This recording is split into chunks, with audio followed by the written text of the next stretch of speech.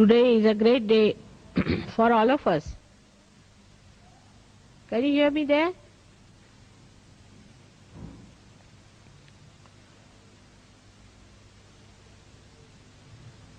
That we are celebrating Nabaratri today. Now when we are celebrating the greatest of greatest, this Nabaratri, there must be something special about it. That we have to cleanse this heart completely, fully, and make it so pure that it purifies all the blood that passes through the whole of the body. So the cells of this heart, which has made this great organ, has to be the best, because the cells of the heart within a human body are the best cells, the highest quality, the most sensitive. And it's the heart that expresses the anahata, the sound that is without percussion. Now here pulsates the spirit. The spirit and not the power. The witness, the one that watches, that is the reflection of God, who is the spectator of the work of the Devi. Actually what happens, that without rising up to that status, if we also say, all right, we are also watching because we are the spirit, then we do not achieve that caliber. And with all the blessings, like 7 auras of the heart, we have got 7 ashrams. We do not understand that we all have to discipline ourselves only to take advantage or to be in the Sahaja, to claim that you are a Sahajogi, is not a sign of being a cell of the heart. So why do we do Navaratri?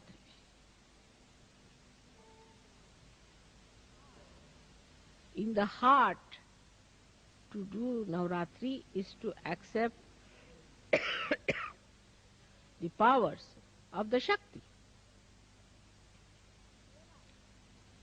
to realize the power that all these chakras have got in themselves, and that when they are enlightened, how you can express all these powers of these 9 chakras within ourselves. The 7 chakras plus the heart and the moon makes it 9. But I would say that 7 of these, and on top of that we should say 2 more centers, which Blake has described surprisingly as 9 centers, clearly. Just now I cannot talk of the higher 2 centers, but let us at least talk of the 7 centers.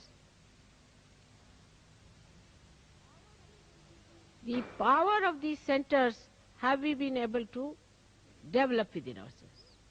Now for a realized soul, there is no need for me to discipline you or to tell you all these things, because I hate to talk in this tone to you today.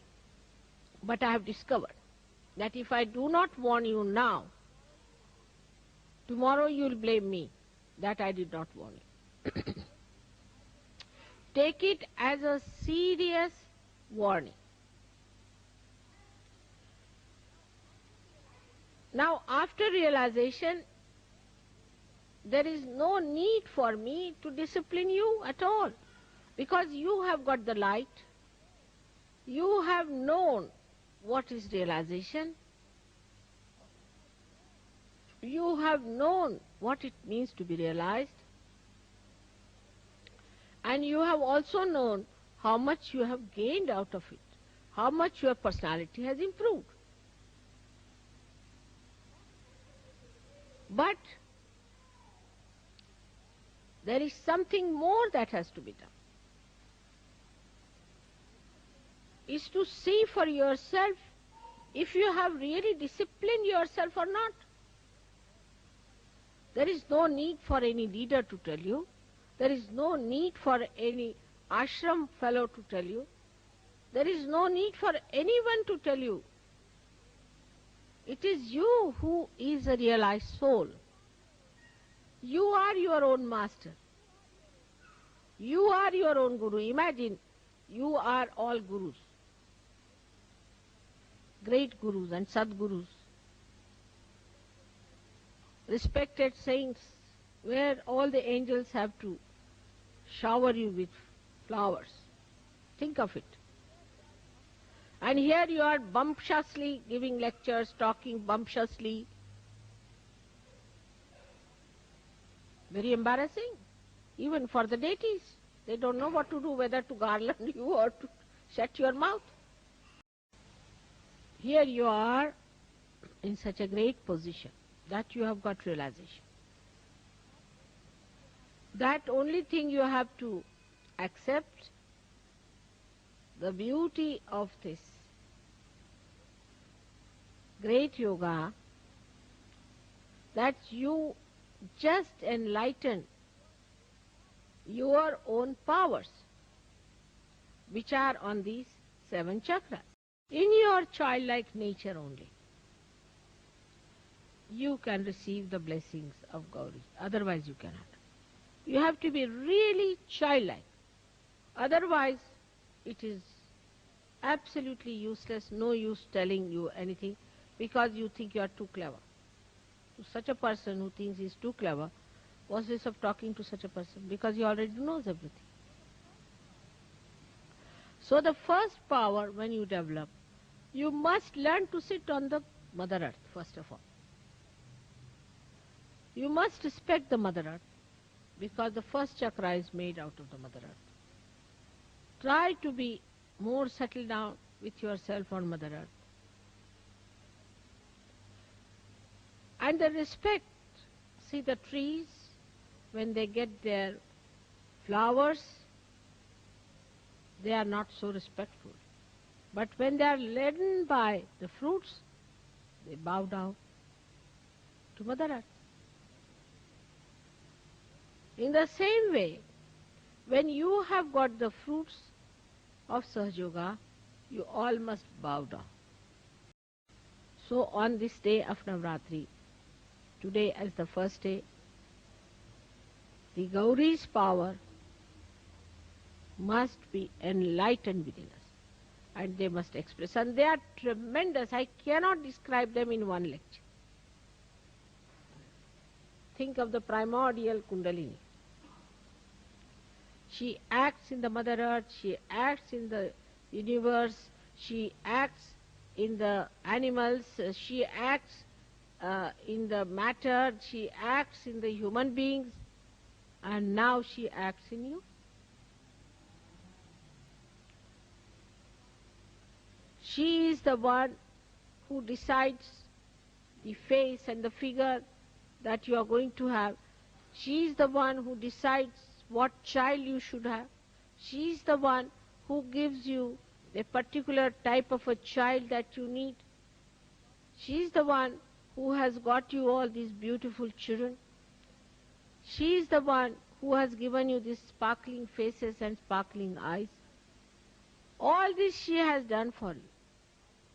But what about the power that you have within yourself? How much have you manifested that? The primordial is working very hard, no doubt. But what about you, the individuals who have got their own Kundalini awakened? How far you have opened her out?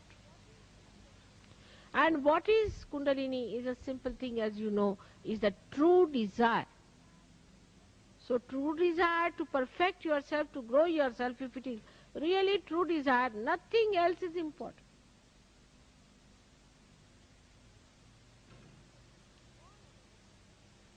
All other desires are secondary and tertiary. The most important desire is to grow. And for whose advantage? Is the advantage of yours, and in your advantage only the advantage of the whole world rests. Sahajogis today represent the growth of this universe, the growth of the human race. When a person who has Gauri's power, as soon as he enters a hall or any place, everybody's Kundalini rises just to salute.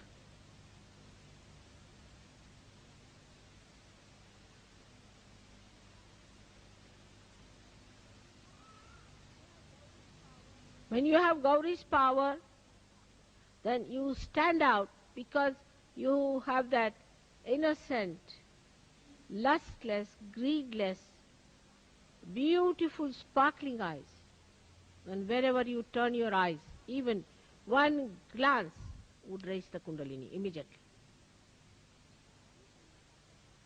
People who suffer from cancer, suffer from this disease, that disease, all can be cured in no time if you have developed only one power of Gauri.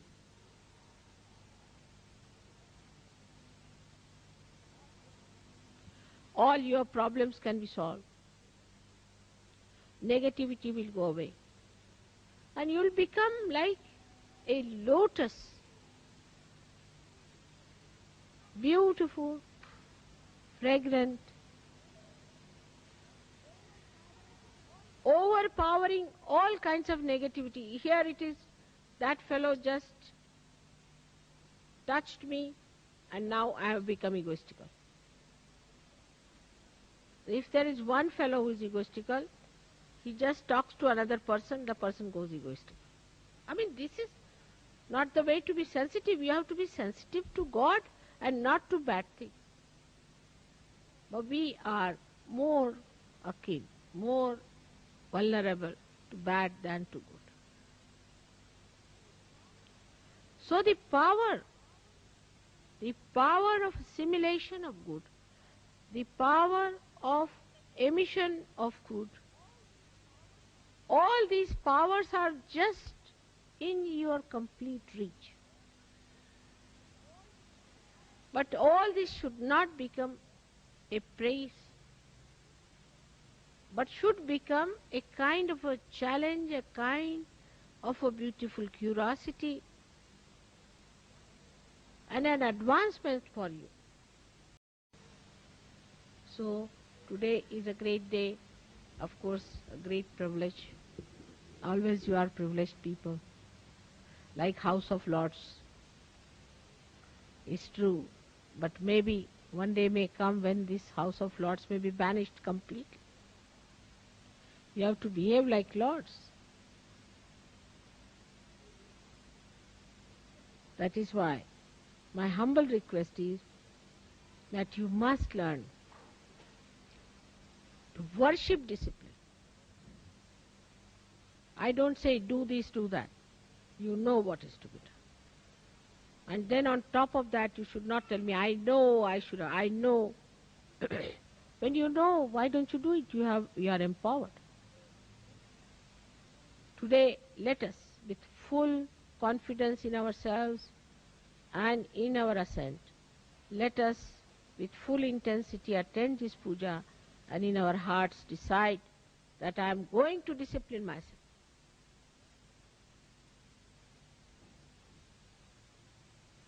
May God bless.